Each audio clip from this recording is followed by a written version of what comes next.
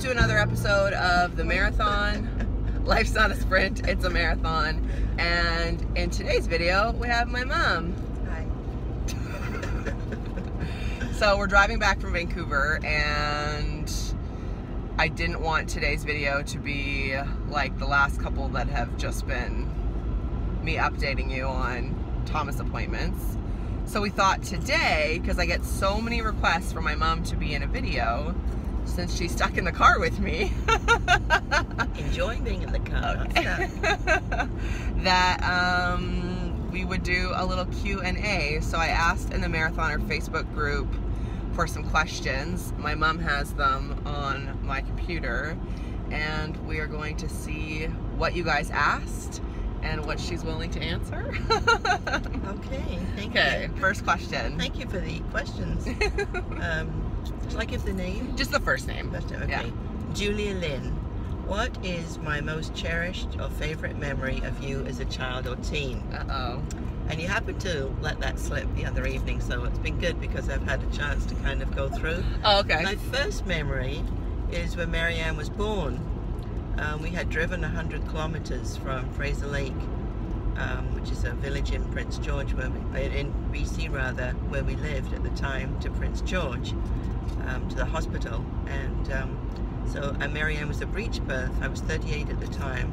And when she was born, it was just lovely because I was lying there and she was lying on the next cot beside me, and there was a light above her, lamp above her, and she was just looking up and looking around with big open eyes like, oh, this is the big beautiful world I've come into, and whoa, what's waiting for me? And it was lovely. I was just so thrilled, so delighted. In labor for 100 kilometers. Yeah, driving. Yeah, but it wasn't bad. It was, you know, 4th pregnancy. Marianne's the youngest, and I had taught ballet, so I'd been doing those exercises, so that really helped. Breached baby. I'm sorry, Mom.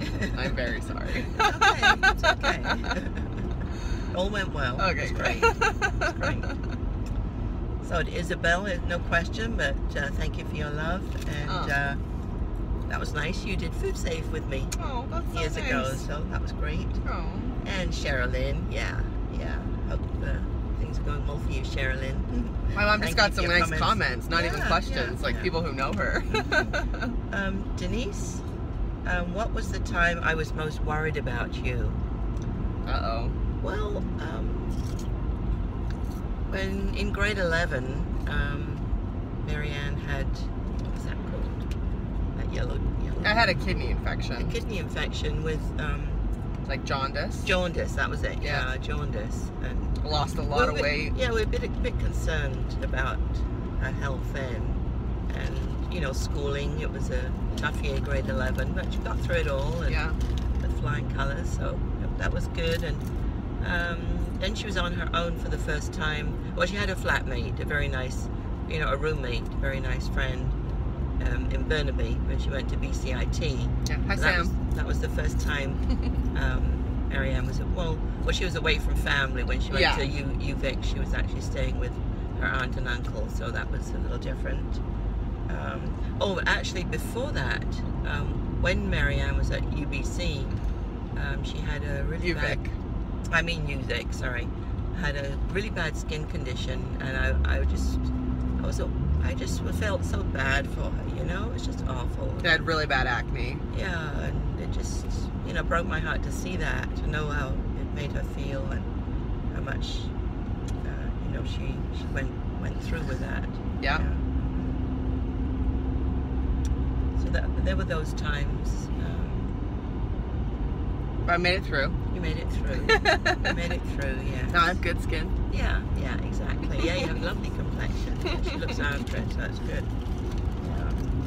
I have other favourite memories actually that I was thinking of. Oh, Can I yeah. share those? Yes. Okay, when Marianne was 3, we went to Expo 86 for the 3 days. Her aunt had given us passes, and the children, because Marianne's older brother and sister are 10 years and 9 years older than her, Yeah. so they had been staying with their nana and granddad on the island, Vancouver Island in Ladysmith, for 6 weeks. And Nana was a real seamstress. She's passed now, but she was a real seamstress, and so she was very concerned that Marianne, being only 3, and and those huge crowds, us coming from this little village, Fraser Lake, 1,600 people, where we lived for a number of years. And Marianne spent her first 6 years of her life, actually. She made her out of very nice tape.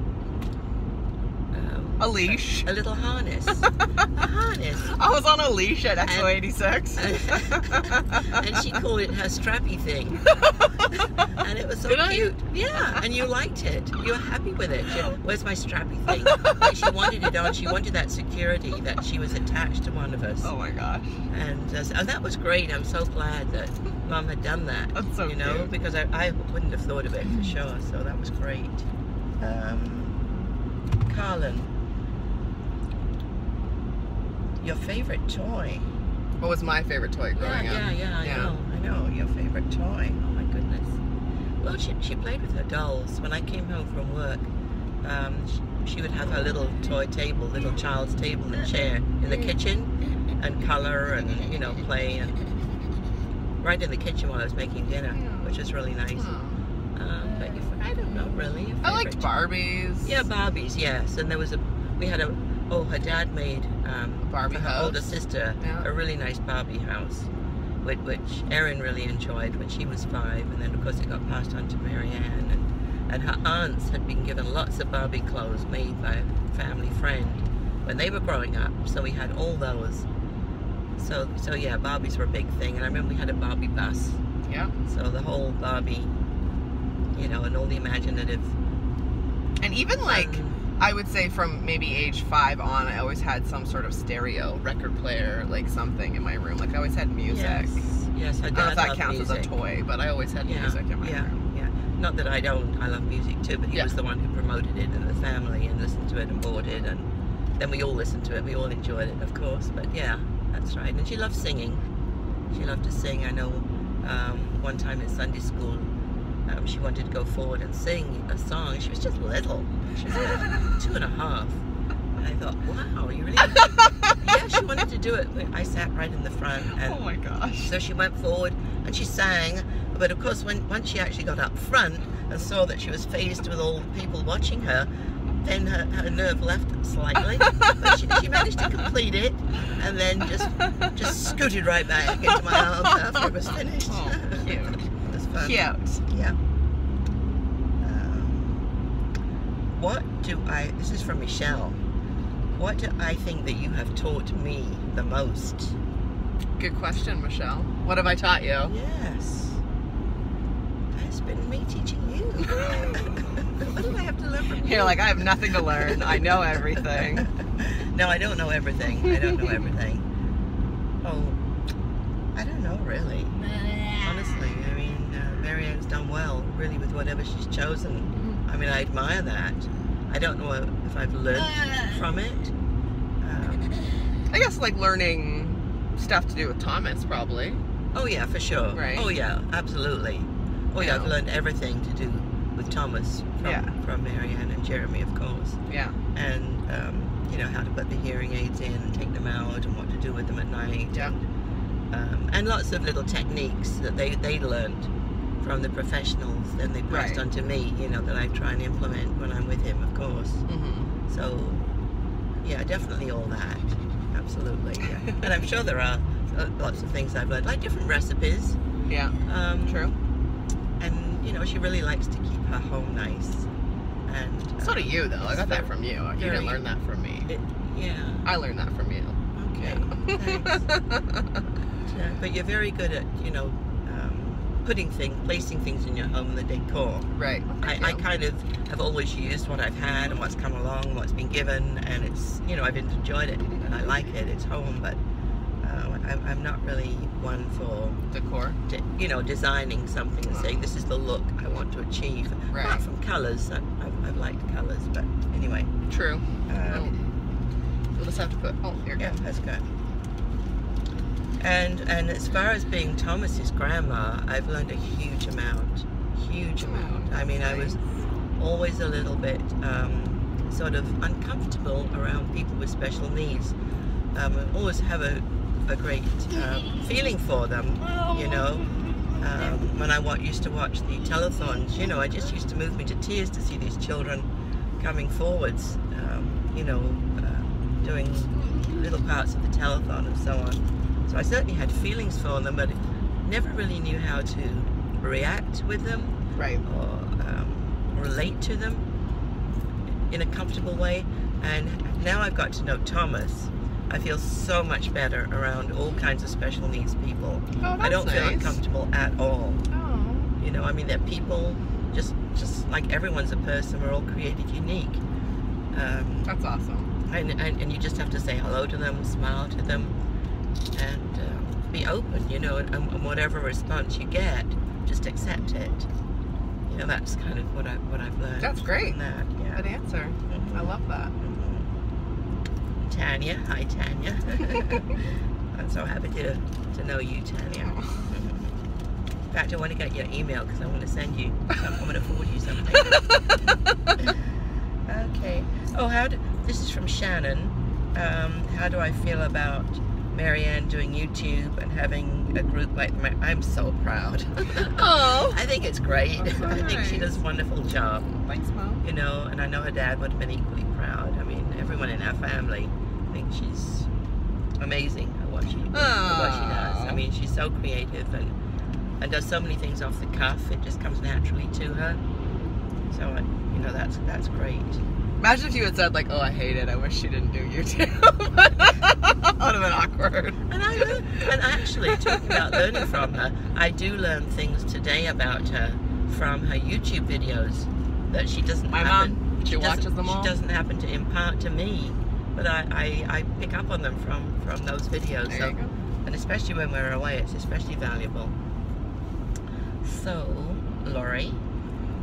Okay. Oh, what is my greatest one? You know what, Laurie? What's the question? What is my biggest worry for you? That's the first part. Okay. And you know, Laurie, I'm a good age now. You'll probably figure it out. I'm a good age. So I've learned a lot during these 7 plus decades, but 70 plus years. So I do my best not to worry. You know, worry doesn't achieve anything. I love that. You know, Marianne doesn't need to feel, oh, my mum's worried about me, so I better not do this, or I better not tell her that, or whatever, because, you know, worry, like, you know, anxiety, I know can be a problem, but I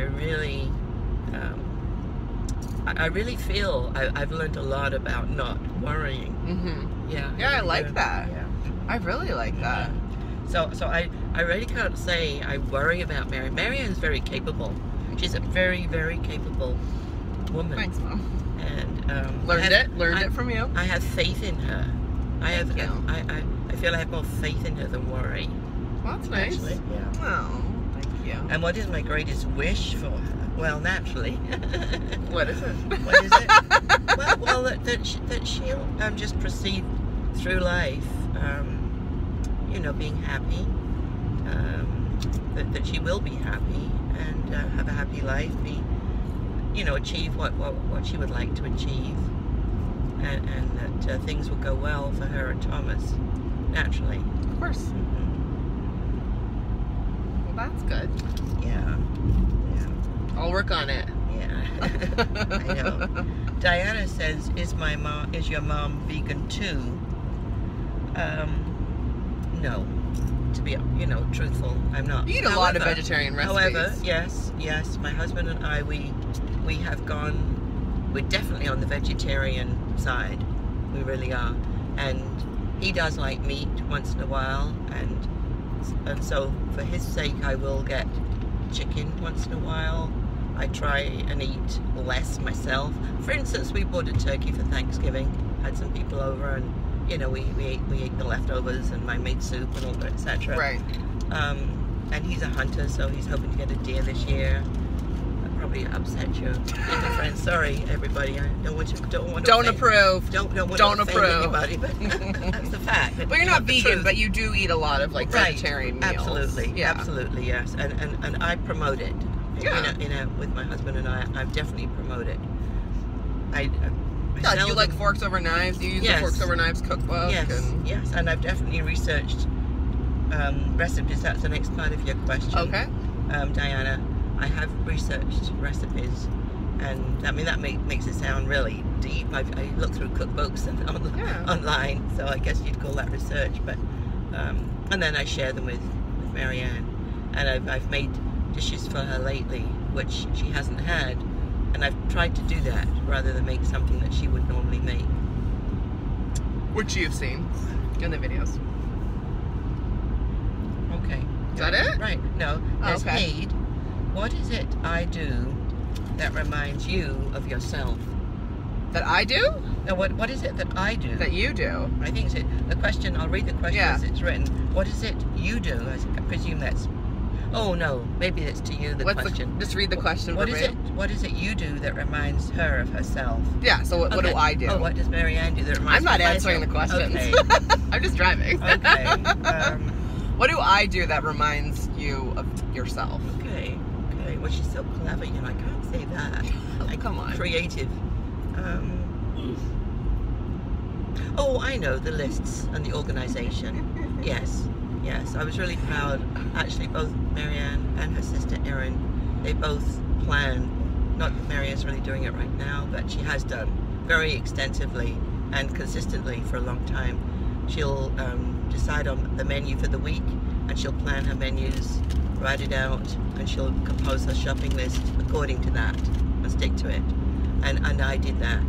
I don't do it so much now because I did it for years. There's just two of us, and I can do quite a bit of it on the fly in my head. Yeah, but when you had three kids at home. When we were all at home, the five of us, then absolutely I did it. And of course, I was on more of a strict budget then in those days. So that was more important, you know, because I set a budget for food for every week. Right. And I wanted to make sure I kept that. And so for me, doing that, like taking the weekly flyers as it was, especially in small towns where we lived, you usually have two grocery stores, take both the flyers, you know, make your menu from what's on special that week, make sure you bought what's on special, things you buy all the time, and then make your menu. And I really tried to only go shopping once a week, and if I forgot something, I tried to, you know, just have the fun of how could I make do, get around, how could I make do, yes, without having to run out again. It's not quite the same now, it's a little looser now, shall I say. Yeah. And this is from Sean. I know, it's a great question. My brother left a question. This is Marianne's older brother, Sean, who lives in, as you probably know, Pennsylvania. Yeah. What's on my... He said, what Mom's Christmas list? Read it verbatim, it's funny. What's on her Christmas list? What's on her Christmas list? Her son is laughing. Laugh out loud. Is asking, yeah. So what's on your Christmas list, Mom? Sean wants to know. Too funny. Yeah. All right. Yeah. Those are all your questions. Thank you for leaving questions. Thanks, Mom, for answering them. Those were some very thank you, everybody. Lovely answers. Thank you. And I'm going to leave the video here because we're already almost at 20 minutes. So thanks for watching. Please lace up and become a marathoner. Subscribe to my channel. And thanks, Mom. You're welcome. Nice to have you on my channel. Yeah. And I will see you in the morning. Yes. Bye. Bye. Good job, Mom.